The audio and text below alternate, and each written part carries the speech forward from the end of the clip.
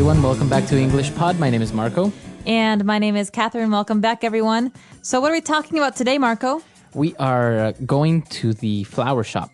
Okay, so this is an intermediate level lesson, and we're going to be learning about the different kinds of flowers you can buy at a flower shop. And so we've got a guy here who's probably trying to say something to someone he loves. Yeah, I think he did something to his girlfriend or wife. And, well, that's the typical thing, right? You do something wrong, so you got to get her flowers.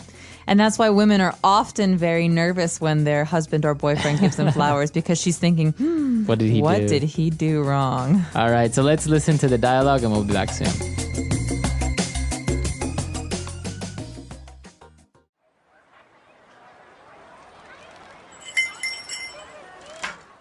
Hello, sir. How may I help you? I would like to buy some flowers, please. Something really nice. I see. May I ask what the occasion is? It's not really an occasion. It's more like I'm sorry. Very well. This arrangement here is very popular among regretful husbands and boyfriends. It has a dozen long-stem red roses with a couple of sunflowers and a single orchid that stands out. It includes a small teddy bear to achieve the effect of immediate forgiveness. I think I'm gonna need more than just a dozen red roses and a bear. What else do you recommend? Well, this is our I'm sorry I cheated on you package. 2 dozen red roses lined with tulips, carnations and lilies. The fragrance and beauty of this flower arrangement is sure to make her forgive you. I don't think that's gonna cut it. I need something bigger and better. I'm sorry, sir, but what exactly did you do? Well, I may have accidentally insinuated that she is getting chubbier. Get out of my store, you jerk! All right, we're back. So what do you think? Is this really like a bad thing to do? Heck yeah. No, really? Well, no one wants to hear that someone thinks they're fat, okay? And chubby is maybe not as bad as fat, but the guy could have been a little bit nicer. All right, so we'll give our listeners some advice towards the end of the lesson. So now why don't we take a look at all the flower names in Language Takeaway? Language takeaway. Okay, this first flower is a beautiful one, and it has delicious seeds that people like to eat. It's called a sunflower. A sunflower. All right, so that's a yellow flower, right? It's bright yellow, and in the middle is orange, and the stems are very, very long. And so thick. And thick. So it's a tall flower. Okay, sunflower. And yeah, as you mentioned, some people eat sunflower seeds. They're like the little salty ones, right? That's right. They're really good. All right, next is an orchid. Okay, an orchid is a beautiful flower, and they're often grown just one at a time. And people collect orchids, so these can be very, very expensive. They're very expensive. And they right? come in all shapes, sizes, and colors. Okay, an orchid. Now what about a tulip? A tulip is another pretty flower, and I think they're most famous in Holland for their tulips, because this actually used to be the kind of money that they would use. This was their currency for many years. So They used to use tulips. they used to use tulips, and the tulip flower is kind of like it's like a champagne glass. It's tall and it's kind of empty in the middle. Oh, that's interesting. So next time somebody says, do you think money grows on trees? In Holland, it literally did. Well, yeah, Almost. almost. All right. What about a carnation? Okay, a carnation is another pretty flower, and they come, I think, in red, pink, and white. Yeah, I've mostly seen white carnations. Yeah, and flower giving, there's a whole Definition. method to it, right? So yeah, every flower is symbolic of something. Red roses are for love, and carnations, I think, are generally Friendship? for either friendship or like when someone dies. I'm not sure. Or But you can give them when someone has passed away. Really? I'm not sure. I'll have to look it up. But carnation is another very, very common flower that you'll see in many different colors. Okay. And the next flower is also really common. It's a lily. All right, a lily is a beautiful flower, and usually you see these on water. So water lilies, for example, is another name you might hear. Okay, a water lily or just a regular lily. And next we have the most common of all the flowers, but we've added a little twist to it. It's a long stem rose. Right, so rose everyone knows. A rose by any other name would smell as sweet. Shakespeare wrote a lot about roses, but in this case, we're talking about long stem roses. And we talked about this with sunflowers. The stem is the green part that grows out of the ground, and you think of the flower as the head. And so the stem is actually the connector between the ground, and the flower. Okay, so these types of roses have a really long stem, so they're very nice to like maybe give one of them away or something. That's right. And you see, for example, at the opera, you see singers, people throw these roses yeah. at them and they pick them up and they're so long, the stems are so long and they collect them in their arms. And so that's a long stem rose. All right, interesting.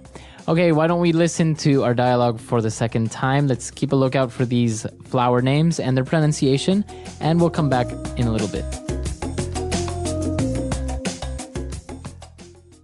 Hello, sir. How may I help you? I would like to buy some flowers, please. Something really nice. I see. May I ask what the occasion is? It's not really an occasion. It's more like I'm sorry. Very well. This arrangement here is very popular among regretful husbands and boyfriends. It has a dozen long-stem red roses with a couple of sunflowers and a single orchid that stands out. It includes a small teddy bear to achieve the effect of immediate forgiveness. I think I'm gonna need more than just a dozen red roses and a bear. What else do you recommend?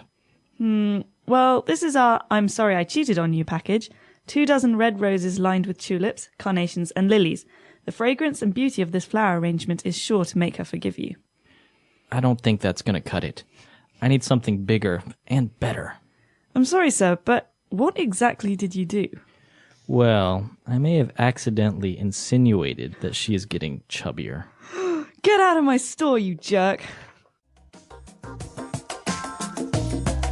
All right, we're back. So in this dialogue, we had a lot of interesting phrases, so let's look at them now in Fluency Builder.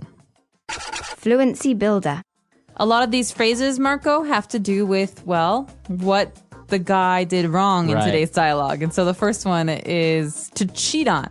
So the woman offered him the I'm sorry I cheated on you package, right? So it's like an arrangement of flowers that usually people buy when they cheated on their boyfriend or girlfriend. Right. And so in this case, to cheat on means to see another person. So if you're married to a woman, seeing someone else, having a date or a romantic encounter with another person is cheating on your wife. So you're cheating on your wife. Right, And you to use it cheat like on. this, cheat on, right? Cheat on.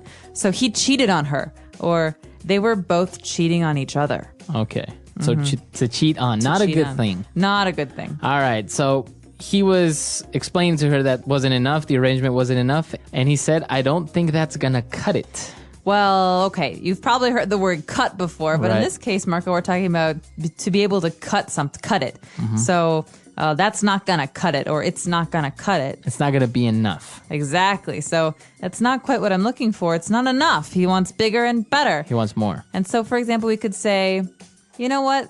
This dessert's not going to cut it. We need something much fancier Okay. So to be good enough for. Okay, so to be good enough for. All right, very good. And then he was explaining to the shop lady what happened, and he said, well, I accidentally insinuated.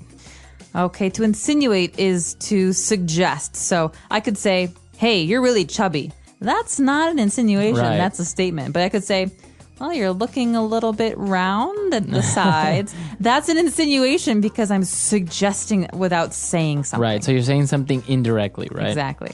And he was insinuating that his girlfriend was getting chubbier. Chubby. So chubby, chubbier, chubbiest. In this case, we're talking about being round or a little bit overweight. Right, so it's not really saying fat. No, fat is rude. Right. Chubby is, it's in Just between. a little bit extra pounds. Yeah, like maybe you had a little bit too much ice cream over the past couple months. All right, very good. So why don't we listen to the dialogue for the last time, and we'll be back.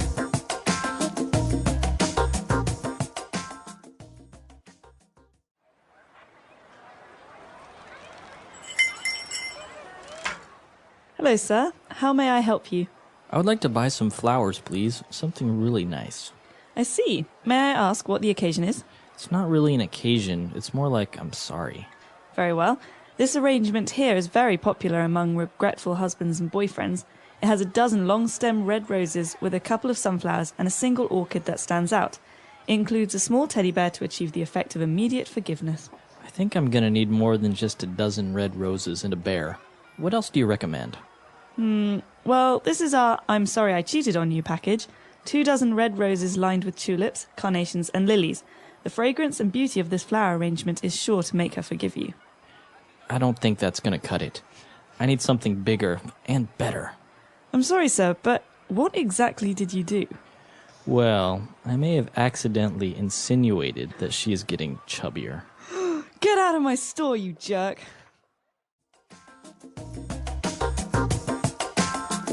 All right, so if you make a mistake, like as a guy, right, you give flowers to your girlfriend. What about women giving flowers to guys? Is that common? Do you think that's possible? Can you do that? I'm sure you can do it, but I don't know if it's as common.